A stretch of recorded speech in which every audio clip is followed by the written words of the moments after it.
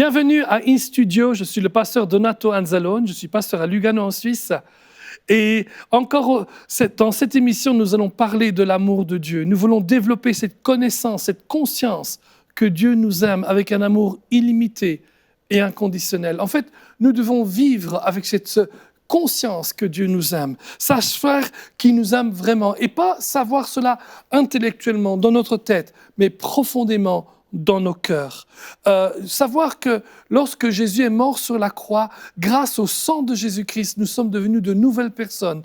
Nous avons été rachetés, nous sommes devenus nouvelles et Dieu nous aime. Et il nous aime d'un amour inconditionnel et illimité. Parce qu'il nous aime, nous rejetons la peur.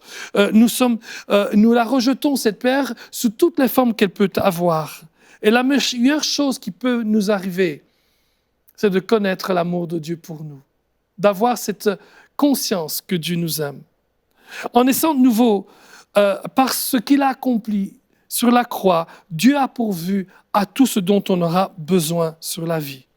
Ah ouais, nous savons ce que Dieu a accompli pour nous par sa grâce. Ça veut dire par cette faveur que nous n'avons pas méritée, par le fait qu'il a décidé un jour que Jésus viendrait sur la terre pour nous délivrer de la puissance de l'ennemi. Et nous avons appris à nous reposer sur cette grâce et faire confiance en Dieu, à nous reposer sur son amour, à nous reposer en sachant que tout ce qu'il a accompli sur la croix nous appartient. Et par la foi qui agit par l'amour, nous obtenons ce qu'il nous a donné. En d'autres mots, Dieu nous aime tant. Comprendre combien Dieu nous aime affectera notre vie entière et elle affectera notre attitude envers Dieu, notre relation personnelle avec lui. Tout sera changé et rempli de foi. Tout le reste dans la vie chrétienne est le résultat d'une relation. Lorsque nous étions loin de Dieu, éloignés par nos péchés, par notre nature qui était anti-Dieu, Dieu nous aimait déjà. En fait, la Bible dit, il nous a aimés le premier. Tant de gens sortent une sorte de clé ou essayent de trouver une formule pour que Dieu réponde à leurs désirs et à leurs besoins. Mais la seule chose qu'on a besoin de savoir vraiment, c'est que Dieu nous aime. Et Dieu vous aime. D'un amour illimité et inconditionnel. La chose la plus importante que vous pouvez apprendre est que l'amour de Dieu est inconditionnel. Dieu vous aime d'un amour illimité et inconditionnel. Dieu ne fluctue pas. Dieu ne change pas. La Bible dit Dieu n'est pas un homme pour mentir. Dieu n'est pas un homme non plus pour changer. Dieu ne nous aime pas plus ou moins si vous êtes bon ou si vous êtes mauvais. Oh, nous espérons que vous puissiez être des chrétiens qui vivent d'une manière digne du royaume. Quelquefois, ce n'est peut-être pas toujours le cas. Mais quelle que soit la condition dans laquelle vous vous trouvez, que vous soyez enflammés pour Dieu, ou simplement des chrétiens peut-être encore un peu tièdes. Sachez que tant que vous êtes enfant de Dieu, son amour pour vous est inconditionnel et illimité. Ça ne veut pas dire que je veux vivre en profitant de l'amour inconditionnel de Dieu. Parce que l'amour nous pousse à être comme Dieu. L'amour nous pousse à plaire à Dieu. L'amour nous pousse à vivre d'une manière digne du royaume de Dieu. Mais sachez-le, Dieu a un amour pour vous illimité. Et donc, il s'agit de croire en l'amour de Dieu pour vous. Cela n'a rien à voir avec qui vous êtes, mais cela a tout à voir avec qui il est. Car Dieu a tant aimé le monde qu'il a donné son Fils unique, afin que quiconque croit en lui ne périsse point, mais ait la vie éternelle. 1 Jean 4,9 dit ceci, « L'amour de Dieu a été manifesté envers nous, en ce que Dieu a envoyé son Fils unique dans le monde, afin que nous vivions par lui. » Lorsque vous connaissez la puissance de l'amour de Dieu pour vous, et que vous avez cette conscience, et que vous vivez avec cette conscience de l'amour de Dieu pour vous, cette conscience de cet amour devient la force qui vous fait vivre tous les jours. Comment savons-nous que Dieu nous aime ? Une telle connaissance n'est pas basée sur un sentiment ou sur une émotion. Les sentiments et les émotions peuvent être dangereux dans un sens. Certains disent « je n'ai pas l'impression que Dieu m'aime aujourd'hui ». Dans Éphésiens chapitre 4, il est dit qu'il y a une génération de gens qui vivent selon leurs sentiments. Ils sont livrés à des émotions, des sentiments et des désirs incontrôlés. Ils vont au-delà de l'utilisation naturelle et normale de leurs sentiments ou de leurs émotions. Je lis Éphésiens 4, 19. Ayant perdu tout sentiment, ils sont livrés à la dissolution pour commettre toute espèce d'impureté jointe à la cupidité. Il y a une place dans la vie chrétienne pour les émotions, mais ce n'est pas la place qu'elles occupent chez la plupart des gens.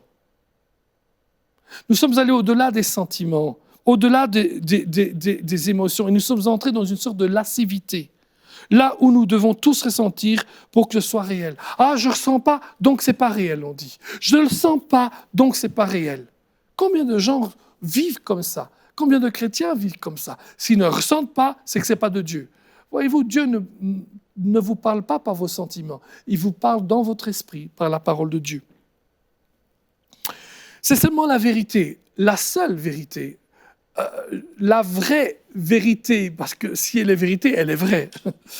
Hein? Pas la vérité que vous ressentez, mais la vérité de la parole de Dieu qui vous rendra libre. Dieu veut que vous gériez vos émotions, et non pas que vos émotions vous gèrent et vous dirigent. Nous savons que Dieu nous aime parce que la Bible nous le dit, et déjà cela devrait nous suffire. La chose formidable, c'est que l'amour de Dieu est inconditionnel. Le Seigneur nous a été motivé par son amour pour nous. Sa grâce qu'il nous donne est motivée par son amour pour nous. Non parce que nous sommes beaux, mais parce qu'il est amour. Mais Dieu qui est riche en miséricorde, dit Éphésiens 2, 4, à cause du grand amour dont il nous a aimés. Dieu est riche en grâce, en compassion, en miséricorde, à cause du grand amour dont il nous a aimés. L'amour de Dieu, pour moi, n'est lié à aucune valeur ou mérite personnel. Ce n'est pas parce que quelqu'un est bon ou meilleur que quelqu'un d'autre que Dieu va l'aimer plus. Dieu vous aime parce que lui est amour et que son amour est illimité. Et cela devrait libérer notre foi pour aller plus loin et croire plus les promesses de Dieu. En tant que croyant en Jésus, je ne suis pas dans l'estime de moi, je suis dans l'estime de Christ. Je considère Christ plus que ce que je me considère moi-même. J'apprécie ce que Dieu a fait en Jésus. En tant que chrétien, mon esprit est né de nouveau, mais j'ai encore de la chair, j'ai encore des faiblesses, de sorte qu'une partie de moi ne contribue pas toujours à ma relation avec Dieu. Mais cela n'a pas d'importance. Ce qui a de l'importance, c'est ma foi en Jésus-Christ. Galates 5, 6 est clair, et je le relis parce qu'on l'a lu plusieurs fois, mais la Bible dit « Car en Jésus-Christ, ni la circoncision ni l'incirconcision n'a de valeur, mais la foi qui agit par l'amour. » Voilà ce qui a de la valeur aux yeux de Dieu, cette foi qui agit par amour. Dans son livre, un écrivain a écrit à propos des conflits d'une famille à Glasgow, en Écosse. Après des années de rébellion, une fille a finalement rejeté ses parents, leurs valeurs et leur foi. Elle s'est mise à son compte pour profiter de la vie, d'une vie sans contrainte, mais elle est vite devenue esclave de ses choix. Des années de misère en suivirent. Alors qu'elle vivait dans la rue, elle se vendait même pour quelques petites sous et dépendait des aumônes des autres pour vivre. En raison du détachement qu'elle s'était imposé de sa famille, elle ne savait même pas que son père était mort. Elle ne connaissait même plus l'état dans lequel vivait sa maman.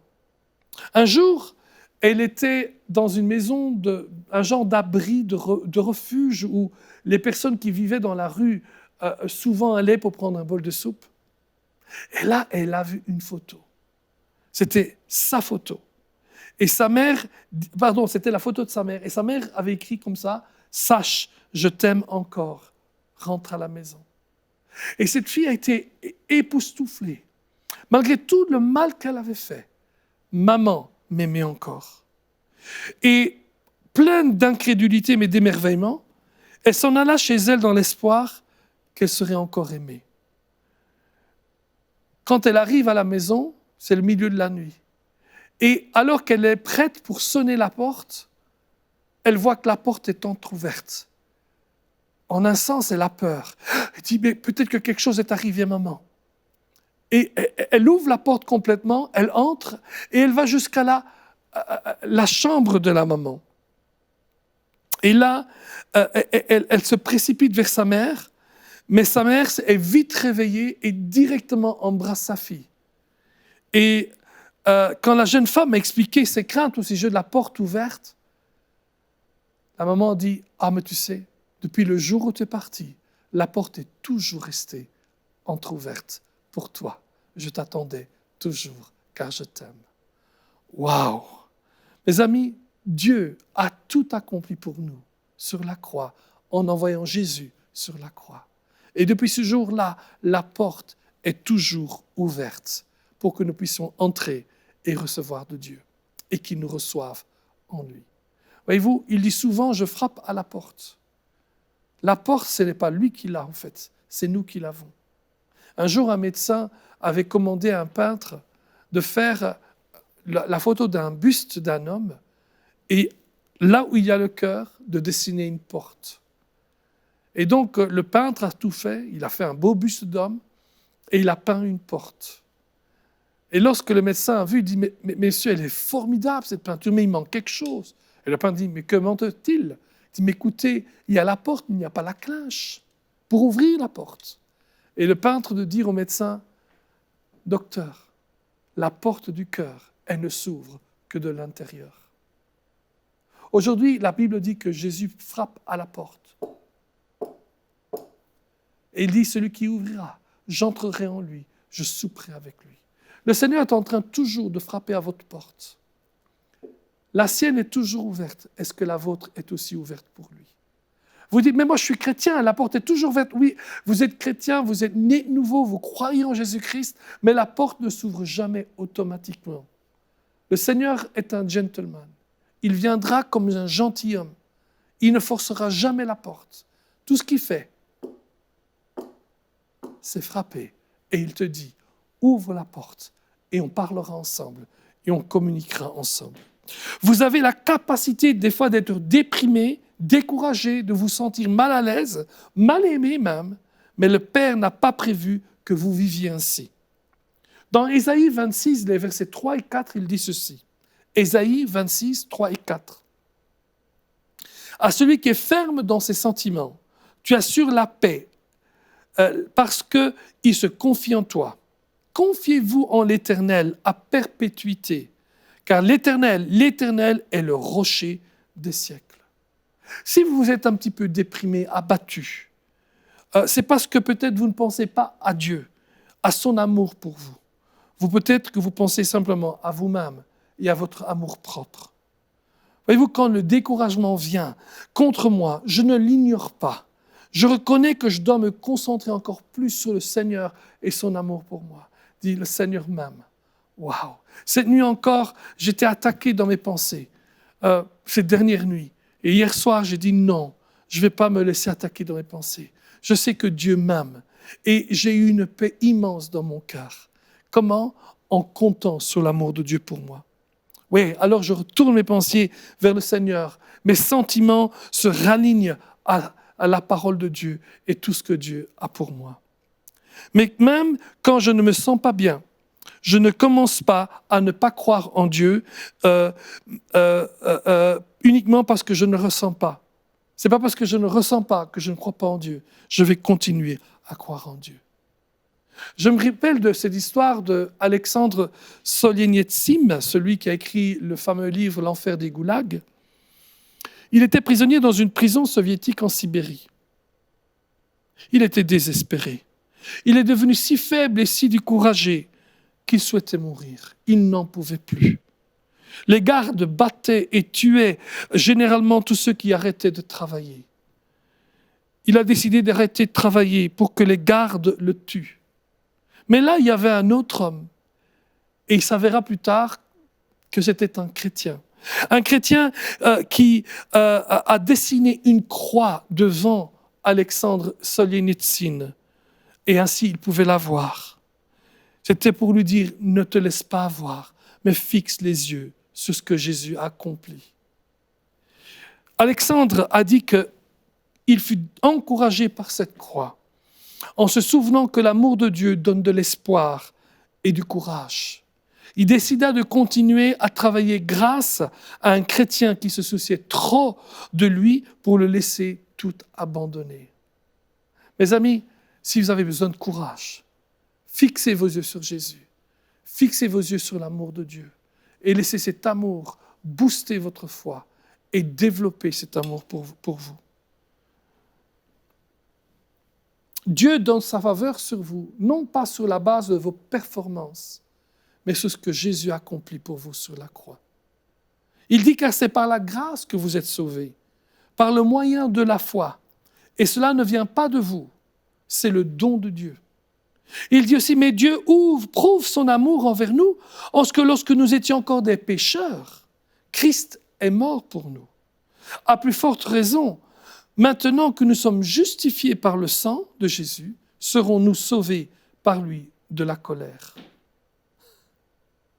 Si Dieu a tant aimé au point qu'il est mort pour vous, alors que vous étiez encore des pécheurs, alors combien plus vous aime-t-il maintenant que vous êtes enfants de Dieu?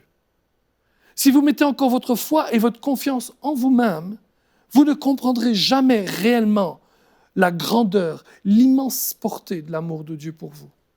C'est pour cela que Dieu a donné la loi de l'Ancien Testament, pour exposer à quel point nous étions des êtres impies, indignes, pour nous amener enfin à la fin de nous-mêmes, jusqu'à la croix de Jésus-Christ. C'est seulement quand vous arrivez à la fin de vous-même que vous trouverez le début de l'amour de Dieu. L'amour est une grande motivation pour faire confiance en Dieu et servir Dieu. Et elle est une grande motivation bien plus grande que la peur. Voyez-vous, la peur, elle est chassée par l'amour de Dieu.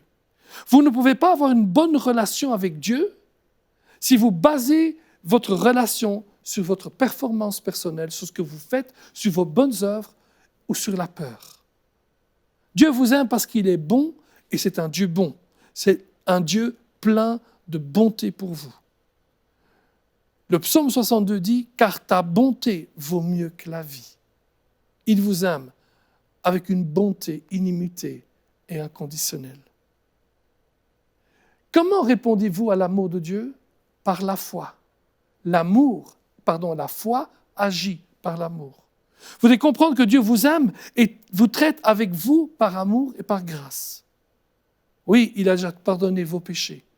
Et vous devez arrêter de pécher pour ne pas laisser Satan s'immiscer dans votre vie. La Bible dit, ne laissez aucun accès au diable.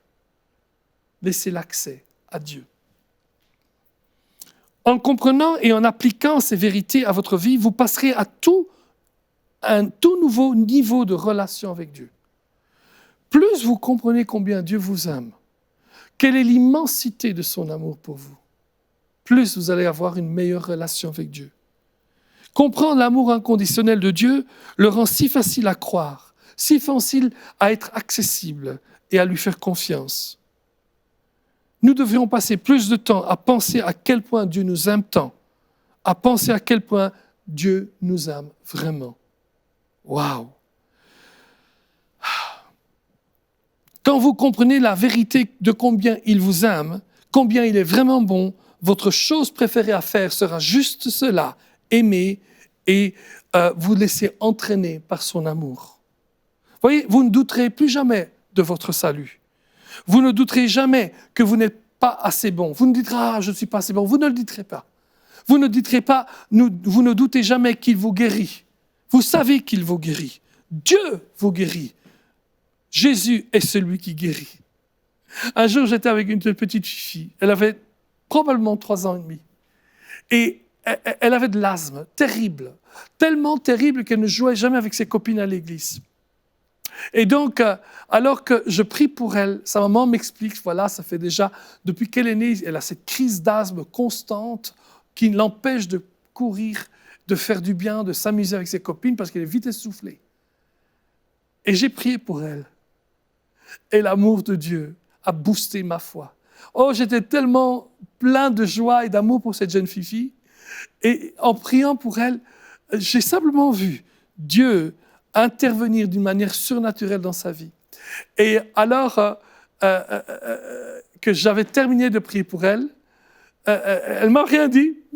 Elle a quitté mes bras et splash, elle est allée dehors. Elle a joué dans le grand pré de l'église. Et là, elle a joué, couru avec ses copines, les petits enfants qui avaient 3-4 ans comme elle, pendant tout le reste de l'après-midi. Le Seigneur, dans son amour, l'avait guérie. Peut-être que tu es malade aujourd'hui. Peut-être que là où vous vous trouvez, que vous m'écoutez, vous êtes atteinte d'une maladie, peut-être une maladie grave, une maladie difficile. Peut-être que vous vous posez la question, mais est-ce que Dieu vous aime vraiment? J'ai vu dans ma vie que tant de gens qui ne voient pas la guérison venir arrivent jusqu'à en douter que Dieu les aime. Mais non, mes amis, Dieu vous aime toujours. Ne doutez jamais l'amour de Dieu. Mais là où vous êtes, demandez à Dieu maintenant de vous guérir. Dites-lui, je crois que tu m'aimes d'un amour inconditionnel. Dites-le lui. Êtes-vous prêt peut-être de le faire avec moi? Alors, pendant que je tends la main vers vous, tendez la main, non pas d'une manière spéciale, mais dans un acte de recevoir. Et dites, oui, je veux recevoir la guérison. Laissez-moi prier pour vous dans le nom de Jésus, Père. Je te prie pour ces précieuses personnes qui sont devant moi, hommes, femmes, enfants, et qui ont besoin maintenant d'une guérison dans leur vie. Tu vois que pendant un bon bout de temps, ils ont douté peut-être même que tu les aimais parce qu'ils n'ont pas vu la guérison venir. Mais je te le demande dans le nom de Jésus-Christ. Waouh! Maintenant, de les toucher. Et alors qu'ils te touchent, Père, qu'ils reçoivent la guérison. Et que cette guérison se manifeste en eux et que ce soit pour eux un témoignage éternel de ton amour pour eux. Ouais, pendant que je suis en train de prier, je ressens vraiment l'onction de Dieu qui coule vers vous. Recevez-la. Recevez la guérison. Dieu, l'Éternel, est celui qui vous guérit. Alléluia. Merci Père, parce que tu touches. Oui, il y a quelqu'un qui souffre du foie et Dieu est en train de vous toucher. Il y a quelqu'un qui souffre parce que vous n'entendez pas bien de votre oreille gauche et Dieu est en train de vous toucher. Je vois qu'il y a quelqu'un qui souffre dans sa bouche des douleurs tellement mal et grandes qui vous empêchent de parler correctement. Mais Dieu enlève ces douleurs. Je vois quelqu'un qui souffre dans son cœur, mais Dieu est en train de faire une opération spirituelle dans votre cœur. Et il y a encore tant de choses, nous n'avons pas le temps. Mais rien que le fait qu'on a prié pour vous maintenant vous apporte la guérison. Recevez-la dans le nom de Jésus. Waouh, merci Seigneur. Waouh, ne doutez jamais qu'il vous aime. D'ailleurs, je m'attends à recevoir des témoignages de votre part. Allez sur le site d'Enseigne-moi, écrivez des témoignages. Dites-le, j'ai lu, j'ai écouté une de vos émissions et j'étais guéri. Que ce soit mon émission ou une autre émission, ce n'est pas ça qui compte. Je sais que Dieu vous a touché aujourd'hui. Ne pensez jamais qu'il est l'auteur de mauvaises choses dans votre vie. Dieu n'est pas contre vous, il est pour vous. Le mal ne vient pas de Dieu. Dieu est bon. Dieu est lumière et il n'est pas ténèbres. Et il ne peut pas faire et accomplir les œuvres des ténèbres. Ne vous sentez jamais mal aimé. Rappelez-vous, pour ceux qui étaient un peu moins jeunes, Claude François qui chantait « Je suis le mal-aimé, toujours le mal-aimé ». Non, vous n'êtes pas le mal-aimé. Vous êtes aimé de Dieu. Ne craignez jamais l'avenir parce que Jésus est pour vous. Voyez-vous, si vous développez cette conscience de l'amour de Dieu pour vous, elle fortifiera votre foi. Ouh! Waouh, je suis encore rempli de l'onction de Dieu là. Ouh, alléluia! L'amour de Dieu remplira votre foi. L'amour de Dieu va booster votre foi. Je ne doute pas que Dieu guérit, me guérit, vous guérit, parce qu'il vous aime et m'aime. Jamais j'ai eu à douter que Dieu voulait guérir ma fille quand elle était handicapée, parce que Dieu aimait ma fille et Dieu l'aime encore. C'est pour ça qu'elle est guérie. Amen. C'est pour ça que vous êtes guéris par les meurtrissures de Jésus-Christ. Waouh! Lorsque vous avez cette conscience de l'amour de Dieu, votre vie entière changera. Je termine par cette histoire. C'était en 1945. La Seconde Guerre mondiale tirait à sa fin et un jeune homme était assis à l'intérieur d'un camp de prisonniers de guerre. Il avait été un soldat réticent dans l'armée hitlérienne et ici, dans une prison en Écosse, il avait des mois pour réfléchir à ce qui avait été et ce qui allait arriver. Les villes de sa patrie avaient été réduites en ruine et le peuple appauvri. Son sommeil était rempli de cauchemars répétitifs, de remords, dans lesquels la terreur de la guerre était vécue encore et encore. Il dit, et puis on est arrivé sur ce qui était pour moi la pire de toutes les choses. En septembre 1945, dans le camp 22 en Écosse, nous avons été confrontés à des photos de Auschwitz et de Belsen. Et pour la première fois, il va voir l'horreur de l'Holocauste, l'horreur de ce qu'ils avaient fait. Et il se dit, mais est-ce que c'est pour cela que nous nous étions battus? Est-ce que notre génération nous a poussés à tuer les gens? Il a été rempli de dépression. Une honte inébranlable était venue sur lui. C'était la pire des choses qui pouvaient lui arriver. C'est au milieu de cette honte et de ce désespoir pourtant qu'il a trouvé Dieu, ou plutôt que Dieu l'a trouvé. Un aumônier en visite a donné à un soldat une Bible et n'ayant pas grand-chose à faire, il a commencé à la lire et il a lu et il a lu. Ensuite, en 1947, il eut la permission d'assister à une conférence chrétienne. Et là, il y avait des participants hollandais qui ont demandé à rencontrer les prisonniers de guerre allemands. Et là, ils sont venus. Ils s'attendaient à des reproches, ils s'attendaient à des insultes. Mais il a été étonné. Alors qu'il avait peur et plein de sentiments de culpabilité, ces chrétiens hollandais incarnaient l'amour et le pardon, au point qu'il avait complètement bouleversé sa vie. Cet homme n'était pas n'importe quel homme. Cet homme a rencontré le vrai amour de Dieu. L'amour de Dieu ne se manifeste pas seulement par l'intervention de Dieu, mais il se manifeste aussi par des hommes et des femmes qui vous aiment et qui vous pardonnent. Cet homme qui s'est senti accepté et accueilli n'était autre qu'un des plus grands théologiens du siècle dernier, Jürgen Moltmann. Cet homme qui a été le grand théologien du message de Dieu d'amour qui est crucifié. Mes amis, le Dieu d'amour, c'est le Dieu qui transforme votre vie. Si vous ne connaissez pas Jésus-Christ comme le Seigneur et le Sauveur de votre vie, dites ceci après moi. Père, je viens vers toi. Je crois que tu as ressuscité Jésus d'entre les morts. Je confesse de ma bouche que Jésus est le Seigneur de ma vie. Accepte-moi dans ta maison. Je me détourne du mal que j'ai fait. Je me détourne du péché pour vivre pour toi. Tu dis que qui est en Christ est une nouvelle créature. Les choses anciennes sont passées. Et voici, toutes choses sont devenues nouvelles. Merci de faire de moi ton enfant et de m'accepter dans ta famille. Je te reçois comme mon Seigneur et mon Sauveur. Merci. Merci de faire de moi une nouvelle personne. Amen. Aujourd'hui, UMCI a besoin de 8000 personnes, 8000 partenaires qui s'engagent à donner 35 € par mois ou plus pour nous permettre non seulement de continuer notre mission, mais aussi d'entrer dans cette nouvelle et glorieuse saison qui est devant nous.